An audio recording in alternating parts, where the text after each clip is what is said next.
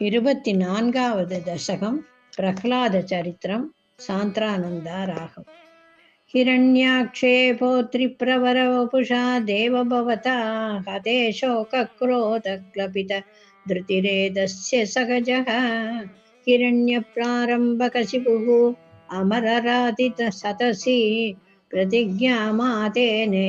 तव किल वदार्थं मधुरिभो विधातारं घोरं सकलुकतपसित्वा न चिरतः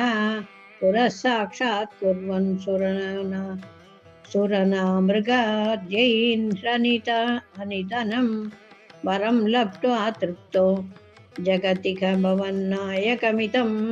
परिशोन्दन्निन्द्रात् अहरत दिवं त्वमगणयन्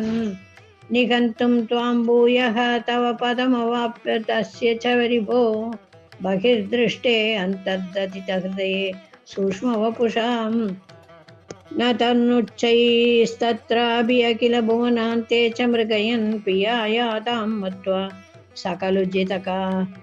जितकाशी निवृते गदोस्य प्रह्लादसमजनी सुतो गर्भवसतो मुनेर्वीणा बाणे अतिगतभवत् भक्तिमहिमा स वै जात्या दैत्यः शिशुभिरपि समेत्य त्वयि रतिं गतस्त्वत् भक्तानां वरद परमौदाहरणतां सुरारीणां हास्यं तव चरणदास्यं निजसुते सदृष्ट्वा दुष्टात्मा कुरुभिरसि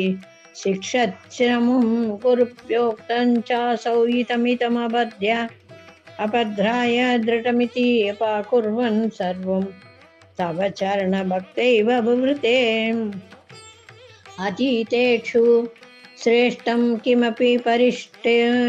परिष्टेततनये भवद्भक्तिं वर्याम् अपि कथति पर्याकुलधृतिः कुरुप्यो रोषित्वा समज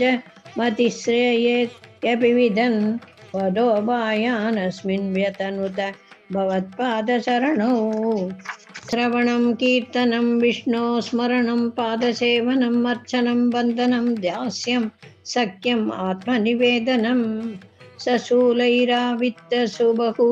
मतितोद्विग्गजगणैः महासर्पैर्दष्टोऽपि अनशन कराहारविदुतः गिरीन्द्रावक्षिप्तोऽभ्य अहः परमात्मन्नयि विभो त्वयि न्यस्तात्मवत्वात् किमपि न निपीडामभजत ततः शङ्काविष्ट स पुनरतिदुष्टोश्च जनकः कुरुप्त्यो दत्ते केहे किल वरुणपाशैः स्तमरुणत् कुरोश्चासान्नित्ये स पुनरदकान्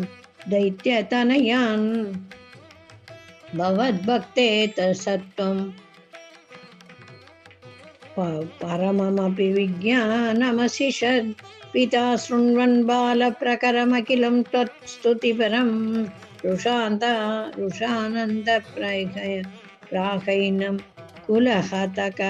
कस्ते बलमिति बलं मे वैकुण्ठ तव च जगतां चापि सफलं स एव त्रैलोक्यं सकलमिति धीरोऽयमगधीर् अरे क्वासौ सकलजगदात्मा जिहरिरिति प्रबिन्दे स्म स्तम्भं सलितकरवालोतिथिसुत अतः पश्चात् विष्णो न हिवति तु मीशोऽस्मि सहसां कृपात्मन् विश्वात्मन् भवनपुरवासिन् मृटय माम्। सर्वत्र गोविन्दनाम संकीर्तनं गोविन्द गोविन्द।